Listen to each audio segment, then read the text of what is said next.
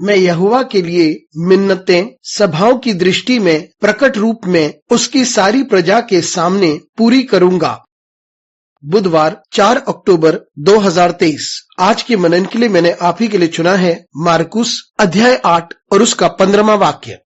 और उसने उन्हें चिताया कि देखो, फरीसियों के खमीर और हेरोदेस के खमीर से चौकस रहो, आपका दिन आशीषित हो।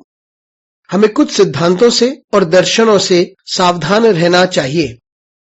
आइए इस वाक्य पर मनन करते हैं। आज की सुबह का विषय है सावधानी बरतना।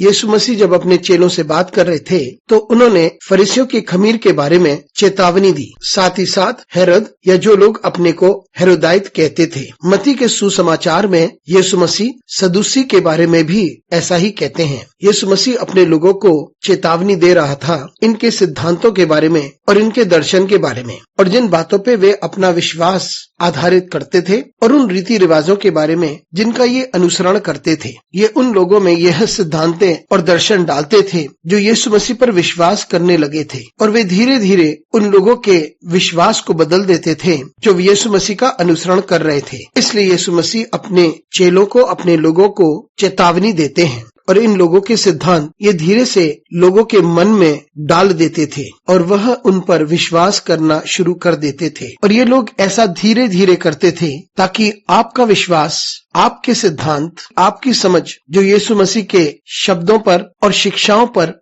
आधारित है वह बदल जाए या कम हो जाए। वे लोगों के मन में विष घोलते थे बहुत सी चीजों के बारे में, और इसलिए विश्वासियों को सावधान रहना चाहिए। मित्रों, आज भी बहुत सारे दर्शन हैं और सिद्धांत हैं जो विभिन्न मसीही मूल्य वर्ग यानी डिनोमिनेशंस में उपस्थित हैं, और इनमें वे बातें हैं जो हमारे विश्वास को और हमारी समझ पर प्रश्न उठाते हैं। हम सावधानी तो बरत सकते हैं, लेकिन ये बहुत धीरे से विष की तरह हमारे विश्वास को प्रदूषित करते हैं। वे हमारे विश्वास के बारे में प्रश्न डालते हैं और भिन्न बातों पर बातें करते हैं और हमारे विश्वास को कमजोर कर देते हैं। इसलिए हम सावधान बने रहें, परमेश्वर के वचन के साथ बने रहें। हम अपनी सामर्थ, अपनी ऊर्जा और अपनी ताकत परमेश्वर के वचन के द्वारा ही प्राप्त करें, और उसके सिवाय और कुछ नहीं। सिद्धांत, दर्शन और फर्क सोच यह सभी हमें उलझा देते हैं और परमेश्वर में हमारे विश्वास को कमजोर कर देते हैं। इसलिए हम सावधान रहें और प्रभु के पीछे ही चलें और उससे बुद्धि मांगें ताकि हम ये बातें समझ सकें। अनुग्रहकारी परमेश्वर, स्वर्गीय पिता, हमारी सहायता कर परमेश्वर, ताकि हम तेरी बातें समझ सकें जो बहुतेरे सिद्धांतों और दर्शनों के मध्य में हैं। हमारी सहायता कर परमेश्वर ताकि हम सिर्फ तुझ पर भरोसा करें। यीशु मसीह के नाम से मांगते हैं, आमीन।